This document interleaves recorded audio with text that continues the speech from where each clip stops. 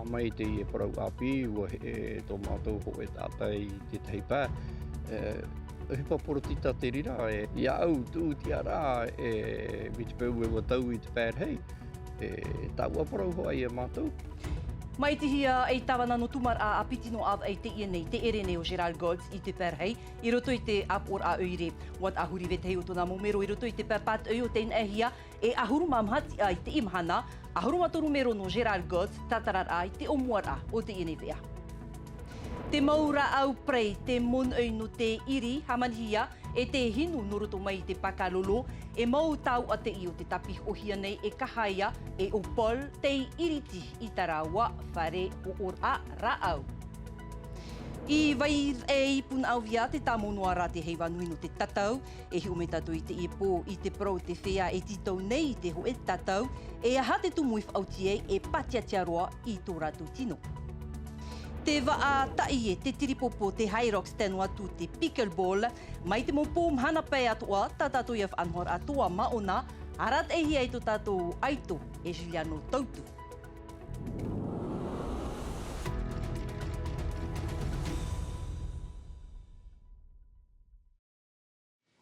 Nā pure hau te oma ohi i orana tātou i tō tātou wharerir a marurumet e i tō amir amai, i roto i te inewe a prau a pi nā tātou.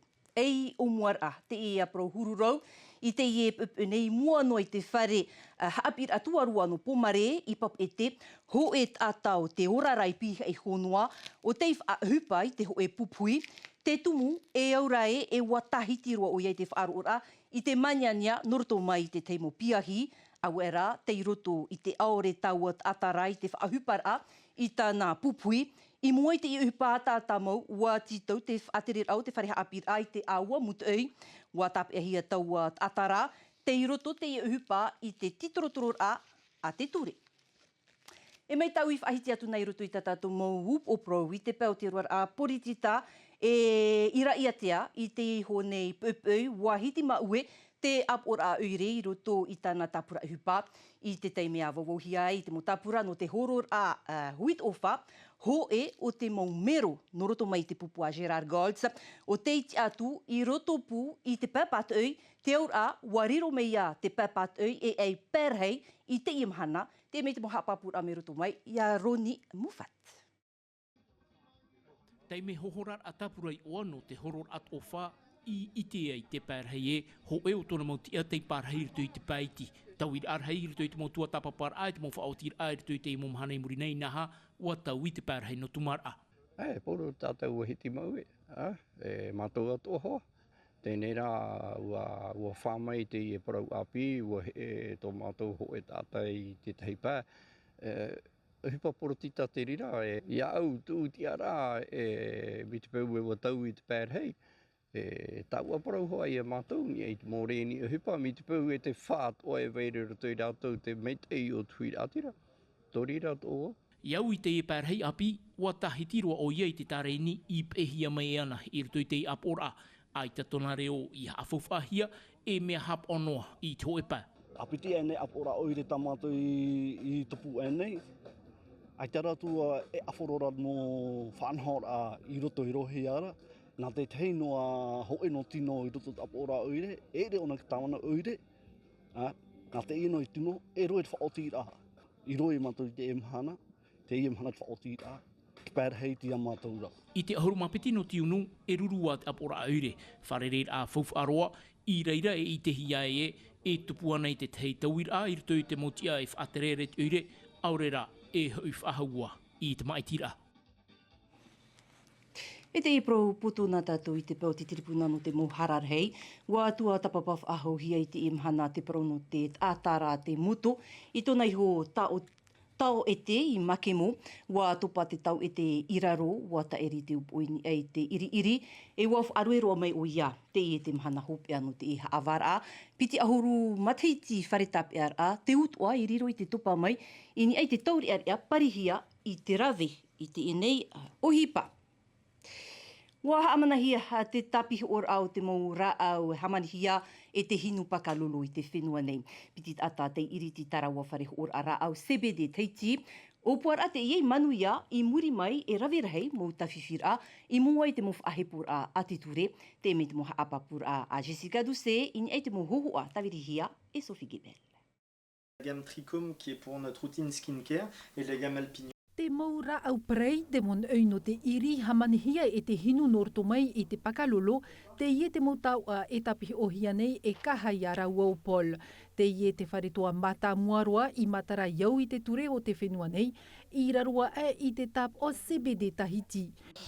L'idée elle vient du fait qu'on est tous les deux. E whatutaiete an e maua e te teiteime e ere I te mea ohi e no te whaaruru I te mo whiwhi.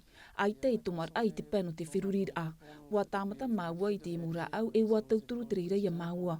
E te manara ama I te ture in e te tapiho or ai man au I maua e whatupu I te I ohipa. Localement, il y a un produit naturel qui vient accompagner le bien-être. No te whainenir ai te I opuar a ua tāpi a mai na whatuwharetoa I te whenua herevetia no te poroi I te maura au. Whenua te ie I whaohie te tapiho or a o te ie maura au a taumatiti te ie nei. C'est ça, on a choisi un partenariat avec la Wa ma iti mei maua te whenua herevetia no te mea wa amanahia te ie ohipa I te mataiti piti tautini ahurumauno ahurumahi tūra. E whaito te ite to te ie maura au e mea whaature mai te hia te mau whaito. Ia ore te reira e hawhiwhi I te tino. et dont les effets sont vraiment maîtrisés.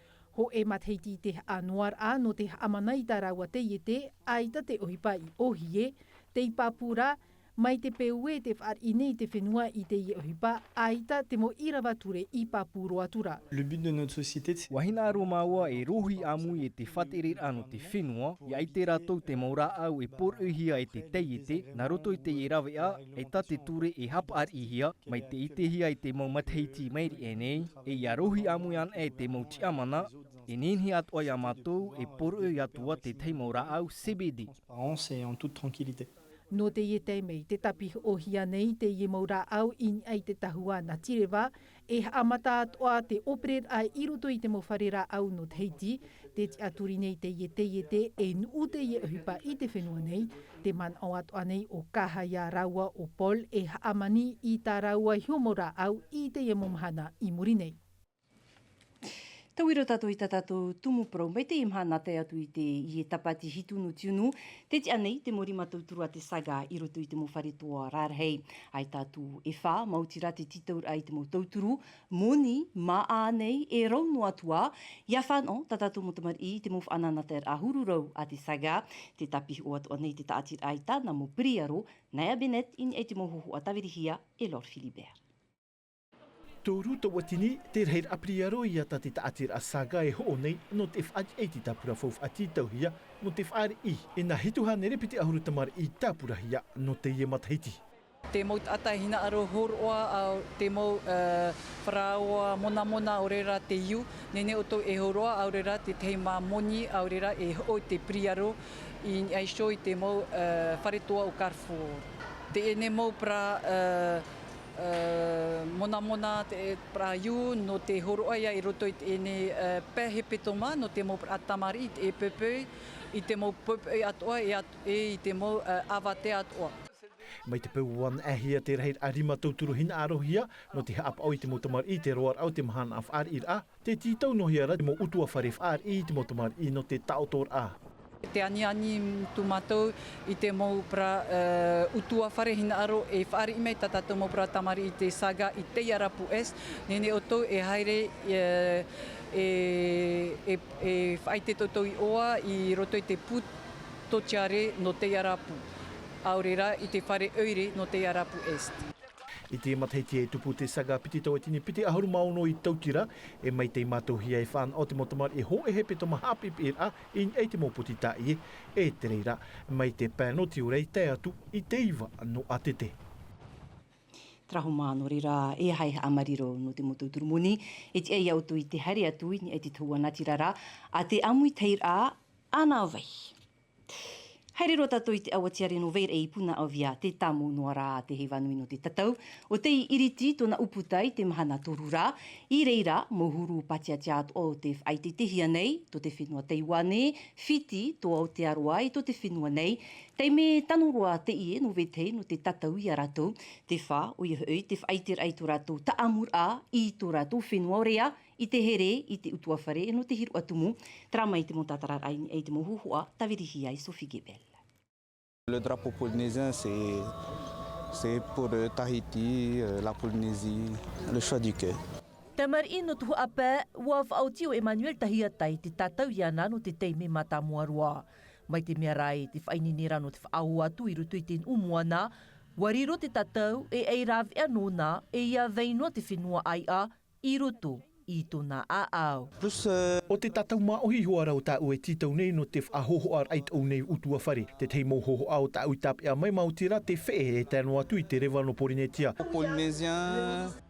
Te tatau e i rawe ano te whaatiania nir ai te here i te tei, aurea te taamur ai te hiru atumu maohi, e mauanir a o Taian, ata tatau e whaar o pine nei, mai roto mai tōna mohuani.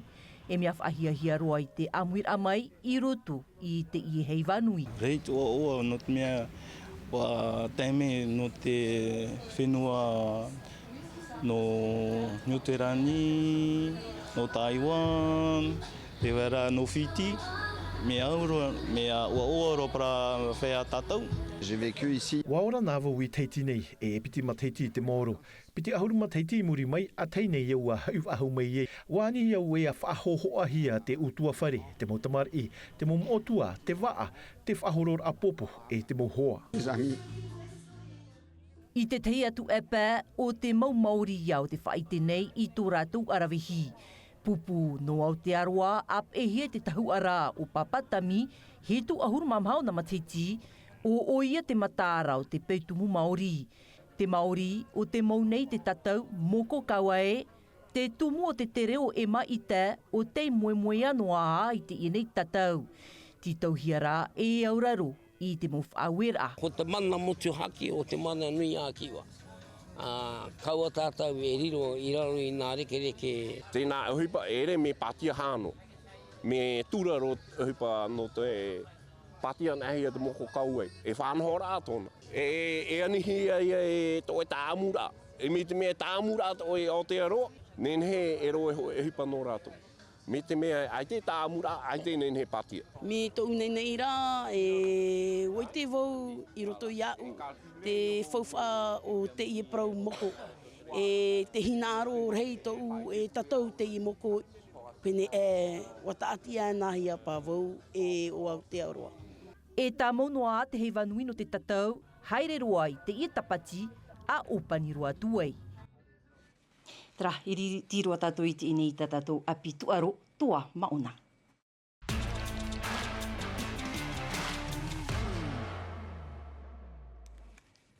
E no te mopro api noni e tātou mo mauna te wharine tātou i tū tātou nei huapap. E au Juliano tautu, Juliano, i orana. Yorana Jana.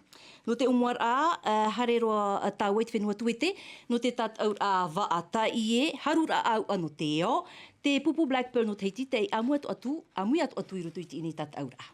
O ia mau yorana mai te tātou i tō tātou wharereira ai te i pō o tō i huarai mate te mere i tātou via. O ia mau Jean, te Black Pearl e pupu te i haratahia e te wa Plishar, e ono tuha a tataura o tātou irave, e roto i nā ono tuha a tataura me tātou e te mere e te mohoa, i nā ono tuha a tataura o tātou irave, e mha tataura o te upo o te ahi rātou, o i rātou, i roto i te tuha hope a parupe tātou, te final, e tupu te tataura i Rio de Janeiro, i te e hoa hope a matahiti hari atu re tātou.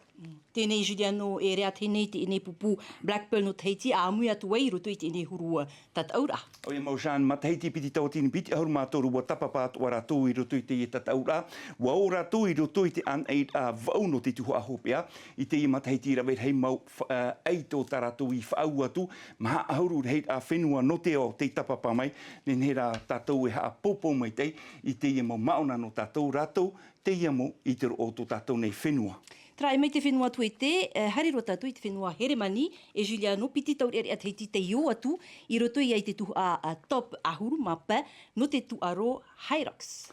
O ia mau te ia nā taure e piti o ia o Rudolf Tai e tēnu atu ia te huar I ari o tima ua tatau atu rā ua I roto I te tuho a poro, parapai tātou tuho a poro a tāpupu, te rira tā rā ua I whaau atu ho e hora mha minuti te tei o wāti haruhia mai rā ua, e te roto rā ua I te tuho a top ahurumapē, te au a te ni a rā ua I te ti ar a numera ahuru a matoru e re te mea inoroa, nen he e parau e whai tō mai te ie o te no ai rawa in hata rawa tohura te titau raia I te tai o wati ho e hora e paminuti I te mahana ua tupu a ta rawa a tohura.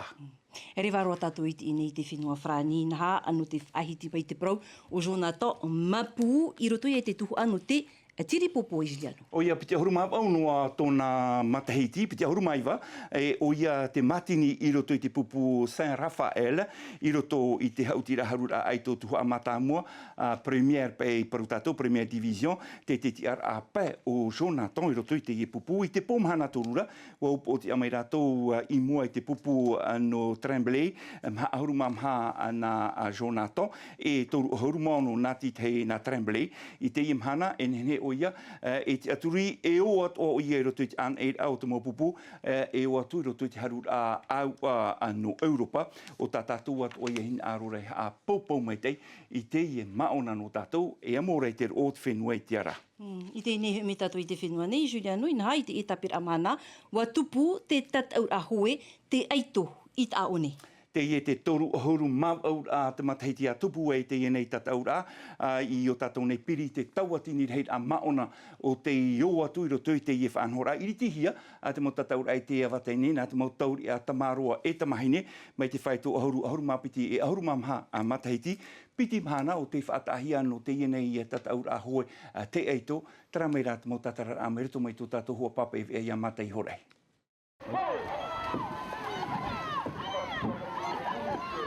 Mai pāhanere me tera haere roa tu I te pākiro me tera te atear ai o te mohoer a whaatahia no te ewa teane. No te motamari I tamarua e te mahine, I roto I te ene tuho a mataiti te ahuru mapiti e te ahuru mamhai wharo mai tātou I te ato mai rā tātou, te ua ua te motamari. C'était cool pour toi Ouais, mais le départ c'était un peu difficile de revenir sur les autres devant. Il y a beaucoup de préparation Ouais, entraînement avec papa. C'était quoi ta stratégie de course alors? C'était gérer au début et attaquer à la fin ou partir dès le début? Partir dès le début. Dès le début.